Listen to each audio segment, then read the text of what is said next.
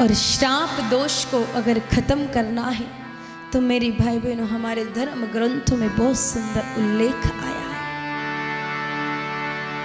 गौ सेवा से हम श्राप दोष को मुक्त कर सकते और गोदान से भी श्राप को मुक्त कर सकते। मैं 2 उदाहरण शास्त्रों के आपके सामने रखूंगी।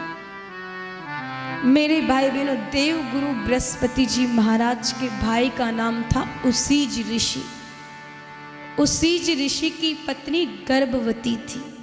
न जाने क्या गलती हुई थी नुमाई से कि देव गुरु बृहस्पति जी ने क्रोधित होकर के गर्भ में बैठे बच्चे को श्राप दे दिया कि जन्म लेने वाला बच्चा अंधा होगा। श्राप के प्रभाव से वो बच्चा अंधा जन्म आए और जन्म से अंधा था, दीर्घ काल से अंधा था, इसलिए नाम ही दीर्घतमा ऋषि रख दिया। एक बार दीर्घतमा ऋषि मेरे भाई बहनों अपने पितरों को तृप्त करने के लिए कुशा बिछा करके पूजन सामग्री रख रहे थे। इतने में एक नंदी भगवान आए और कुशा को खींचने लगे।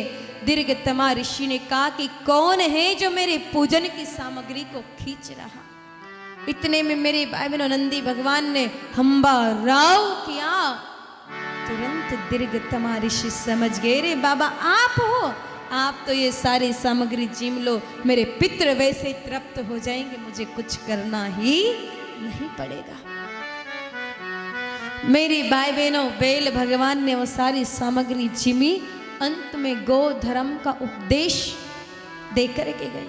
गो धर्म का उपदेश का पालन दीर्घतमा ऋषि ने किया। वापस जब नंदी भगवान आए तो देखा कि दीर्घतमा ऋषि तो मेरे द्वारा दिए गए गो धर्म के उपदेश का पालन कर रहे हैं। उसी समय नंदी भगवान ने दीर्घतमा ऋषि के नेत्रों को चाटा। जैसे नेत्रों को चाटा कि उसी समय नेत्र ज्योति लौट करके आ गई। गौ का प्रभाव है।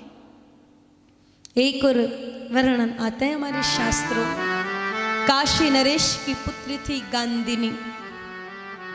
गांधिनी को बचपन से किसी पंडित जी ने कहा था कि इसके संतान अच्छी नहीं होगी, श्राप दे दिया था। गांधिनी रोज काशी नरेश अपने पिता के साथ गोदान करने के लिए जाती। गोदान के फल से मेरे भाई बहनों गांधिनी का विवाह हुआ सौफलक राजा के साथ में। और गोदान के प्रभाव से गांधिनी के जो संतान हुई कोई ऐसी वैसी संतान नहीं, स्वयं अक्रूर जी महाराज हुए जो भगवान कन्हैया के बड़े लाडले थे। गोदान के प्रभाव से अच्छी संतान हुई, बाकी श्राप तो अच्छी संतान नहीं होगी इसका मतलब था। गोदान के प्रभाव से अच्छी संतान तो अच्छी संतान नहीं होगी इसका मतलब था। श्राप गौ सेवा से मिटाया जा सकता है। अगर